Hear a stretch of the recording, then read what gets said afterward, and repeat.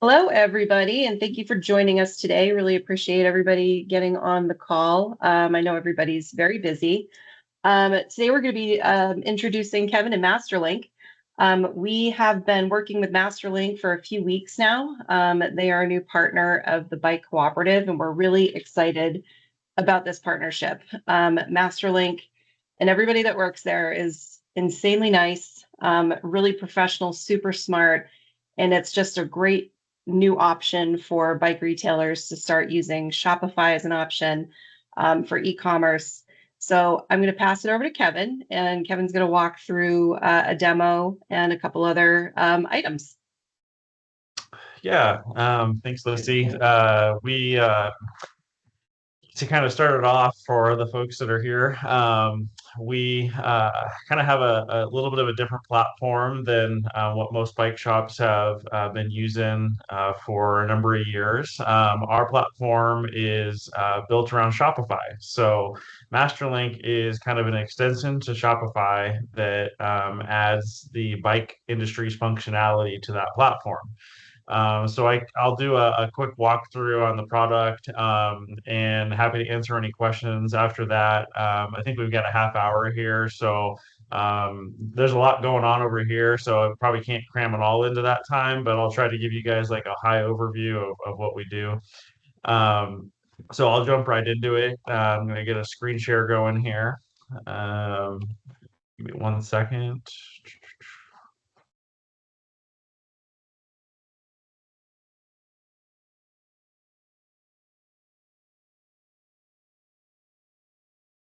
All right. All right. Is everyone able to see that? Yes. Okay. Well, great. Yeah, our core product is our Shopify integration. And, what this is compiling, multiple industry resources into one unified feed. So we kind of do that work on the catalog side of getting everything in from your major parts suppliers, and we also work with Trek and Specialized, and a number of smaller bike companies that we are continuing to add. And the end result would be essentially a catalog feed that you can curate for your website. So we have a few easy to use controls to filter your product feed any way you want. This page here that I'm showing you is just a sample page of all the brands that would be within our catalog.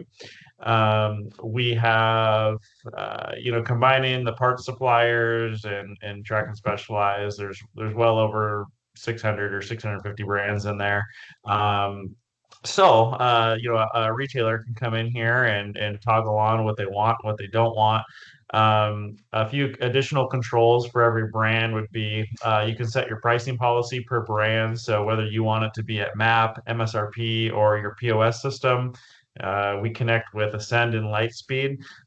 So in addition to supplier inventory feeds, you will be also able to connect either one of those systems, and it maps it all nice and clean, so you'll see exactly what's in your retail store and what's available through a supplier.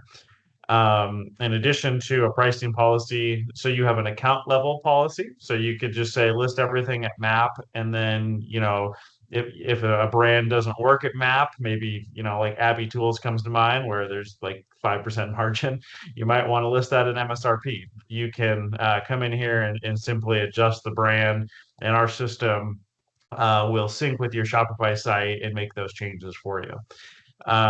In addition to that pricing policy, you can also filter product types. So for All City here, maybe you want to sell, some of their P&A stuff, but you don't want to sell bikes. You can simply just turn off those product feeds. All of this is just it's essentially adjusting that pool of products that our system will manage for you. On the right here, this gives you a quick indicator of where those products are available within our feed. For a little bit more, granular type approach, we would go into our catalog here. And this would be for really curated retailers who we have a good number of accounts that they just want to sell high-end mountain bike components. They actually would come in here and filter down to whatever they want, brand and product type wise, and manually add these by selecting these parts and adding them to their product feeds. And on the opposite side of that, if you had enabled a brand, let's just say Oak Components, for example, you turn the brand on, but if you didn't want maybe a small subset of SKUs, you can filter them out here as well. So a few different options. The product data that comes in and posted to your website would be very similar to what you're used to seeing at the supplier level. Images, pricing, descriptions, all of that is pre-formatted for Shopify, and it would show up as a complete listing, ready for a customer to purchase from, essentially. And then from there, if you wanted to change any content or do anything, we have some methods that allow you to change that on the Shopify end, and we won't override it. So you continue to maintain your data. Um, Now, I'm going to find a kind of a product here that maybe multiple retailers offer. Let me try and show you guys a little bit how the order processing side of this system works. So what we do is, okay, here's a decent example. So this Maxxis tire, you know, fast forwarding a little bit, because with time of the essence here. We have that this catalog tools, which will be a big part of that kind of starting the process with Masterlinq. After that, I would say the catalog section, while users definitely hop in and out of it, it's not like your daily operations usually. It's kind of set your feet up and let it run. Um, and then on the order processing side, we have a number of things that we offer for retailers to help not only further curate the product feed, but also on the order processing side, attempting to maximize margin. So we will hold in the default cost and your account specific cost for all the suppliers that you're connected with. So we use that to essentially allocate orders to the cheapest location for you, or, to help maximize margin. So on this particular tire, the price ranges anywhere from $44 at HLC up to $53 at JMB. So when an order is placed, if this item were on that order, kind of the default method for order processing with us is the system's going to try and find the lowest cost. We have additional options if you wanted to take other factors into consideration, like maybe there's an item from both QBP and HLC. We can consolidate them to one vendor, which would kind of not put as much emphasis on that price, but it would result in a cheaper fulfillment cost. So a lot of little details built into the order processing side to help, hopefully keep operations a little bit smoother and hopefully more profitable.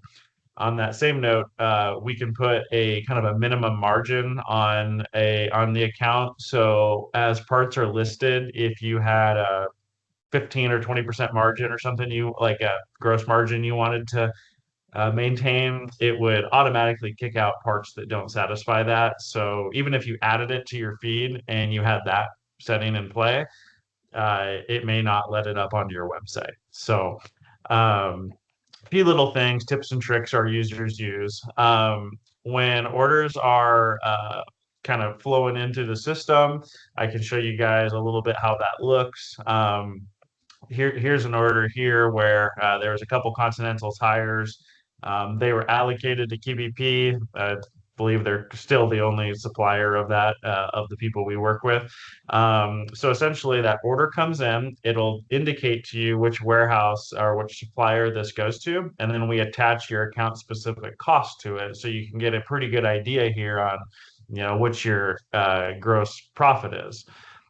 We go a little bit farther with that after products are shipped. And if we get into one here, and we will be able to see. Yeah, so here's a good example of an actual order that went in there. This is probably an exchange or something of that sort, where the customer got a discount on it, but it's indicating there was a $29 loss here. So the retailer would generally come in and he would see this and say, "Hey, what's going on?" Do a little bit of investigation and figure out that it was a return or exchange. That's why it was this negative. Um, but on a normal order here, let me find one that makes a little bit more sense. Here we go. This would give you your breakdown of the order costs. So you can see just on the little hover over icon there, it tells you, your revenues, your taxes, your costs. Shipping cost on this was $6.56. Fulfillment and profit all the way down to the profit here at 14.65 on this Olin Spring. It's not intended to be an accounting system, but it is intended for, the managers and the ecom managers to use this to your advantage. Me personally, when I was at the retail level, we would use this to further refine our website and make better decisions based on shipping profiles, pricing, or maybe it was just an item that didn't make sense to sell anymore online. So kind of we leave that in the retailer's boat a little bit, but it is here for your use. Um, I'll just touch briefly on kind of the order, like the higher volume order processing tools. I know for folks that are, maybe just kind of have orders trickling in or, 4 or 5 a day, this may not make sense. But if things do grow for you, we have a couple tools. One of them being the pick list. And what the pick list is it's taking all the orders that are coming into the system. It's properly allocating them to, the supplier, which is using real-time inventory, and then it ends up on the pick list. And the buyers, what they do on this is instead of automatically kicking off drop ships to the supplier, they would essentially we would be the fulfillment service for that. So they actually place orders. You can see here's a pick list, demo pick list from this morning with 27 orders on it and 40 items. So instead of drop shipping all of those, this order would be placed for will call at the Reno supplier locations, and our team in Reno picks it up, processes it, and ships it. So that generally results in about 30-ish% lower fulfillment costs between your label and the labor to Masterlinq on that. Um, and in addition to that, you have the ability to really take advantage of those price shopping opportunities because you can combine multiple suppliers into one box. And also just a better overall customer experience with less packages incoming to them. And we even work with retailers to do custom branding with tape or inserts and things like that. So that's a kind of a really high overview of what we've got going on here at Masterlinq. It all boils down though back to that Shopify app. So we're trying to extend the functionality of Shopify in the easiest possible way for the bike industry. And we're happy to, do one-on-one demos if anybody wants to go further into it. And then today, I'd be happy to answer any questions if any of the visitors here have some. Thanks, Kevin, for walking us through that. So Yeah. another item to point out is that Masterlinq will also assist in building the website. So if you're new to Shopify, you guys as Masterlinq will help design the web pages and all of that. So you're not left to just do that on your own. And you do a little bit of training with Shopify as well. Yeah, there's a lot of more of that white glove service, that would kind of refer to it as here. So we're working with multiple systems, Shopify, Lightspeed, Ascend, all sorts of things. But it generally starts for a lot of our folks that are converting platforms. We do build the website. We work with them, to kind of see what they want to see, right? So it might be certain aspects of the website might try to be more locally focused versus other aspects might be more e-commerce focused. So we have a small team that works on that. Dawn on our end would be kind of the point of reference there. So that's step one is, build out, get things looking good, get it approved by the retailer, launch it.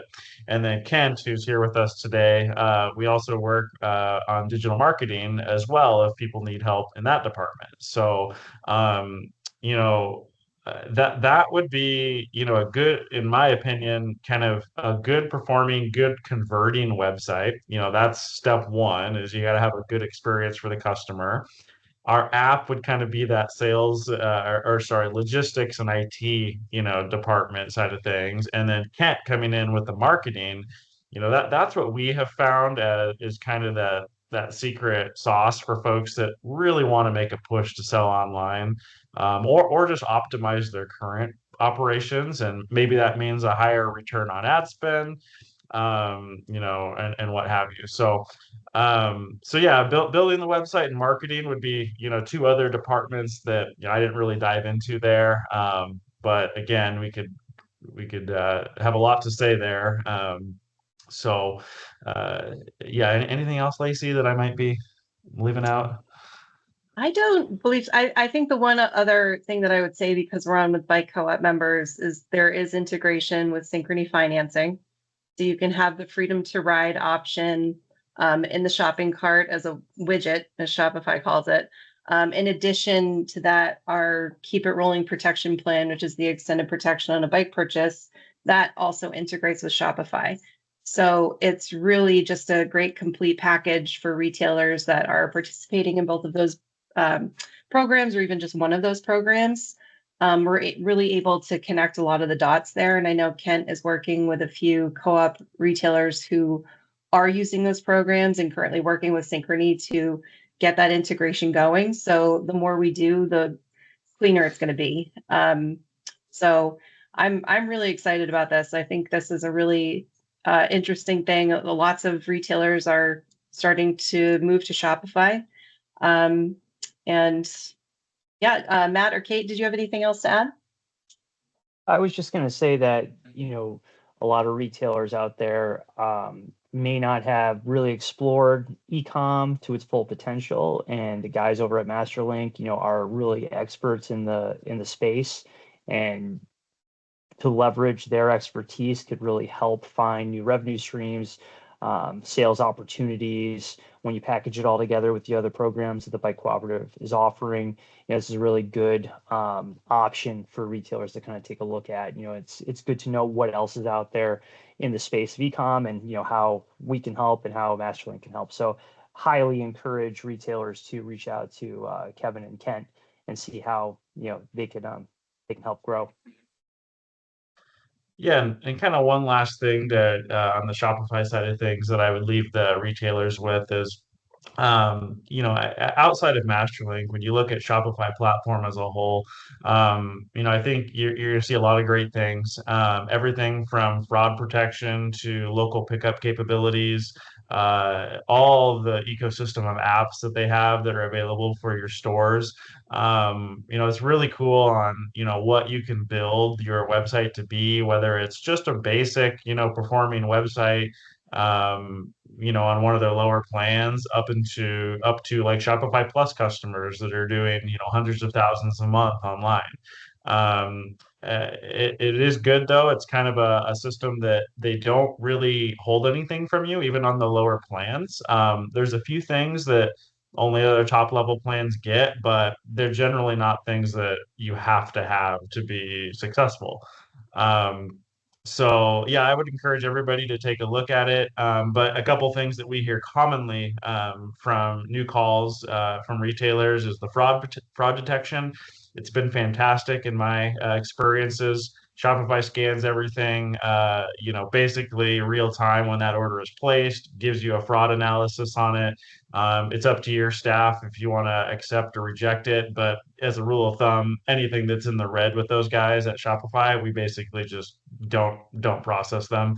And then full customization on the theme code. So, if the business does do well for you online and you want to do a little bit more creative projects, some of these really beautiful websites you see out there are powered by Shopify. And it's not out of the box probably, but they work with a developer that can create unique experiences for them.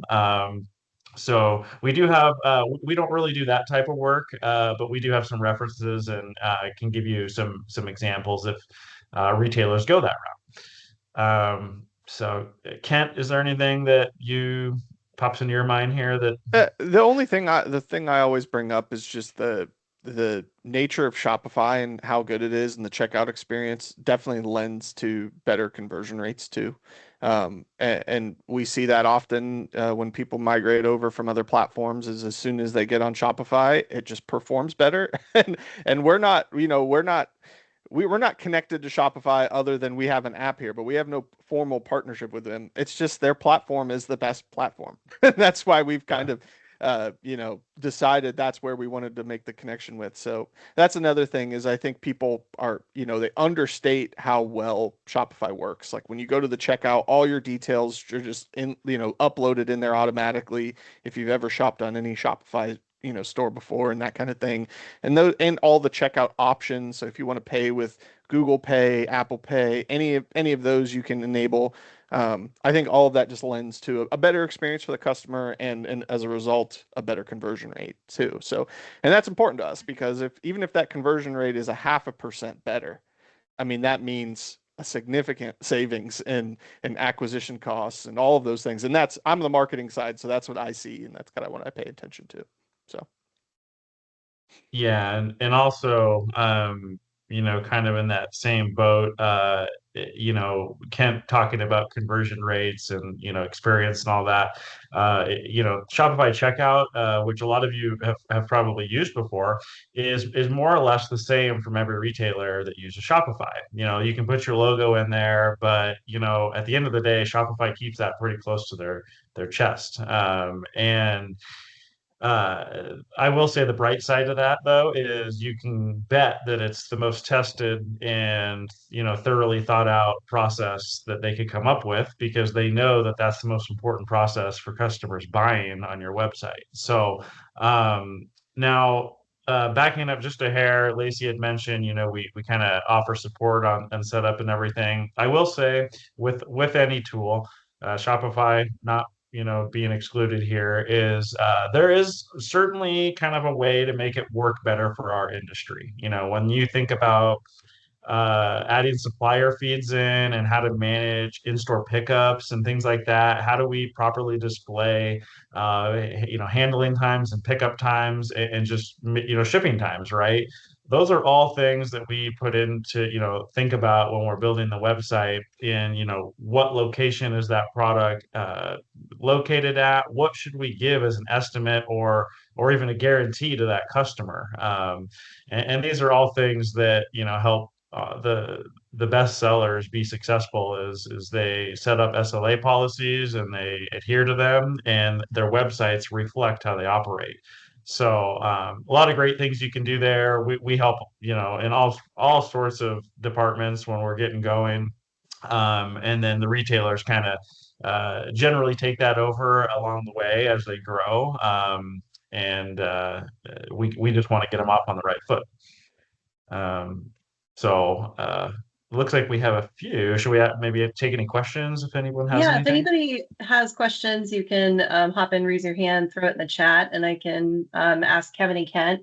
The last thing I'll touch on is just really quickly what your sort of enrollment structure is. So the different pricing and the elements there, it's on their website, and we can also share it in our emails and all of that. But they have different membership levels.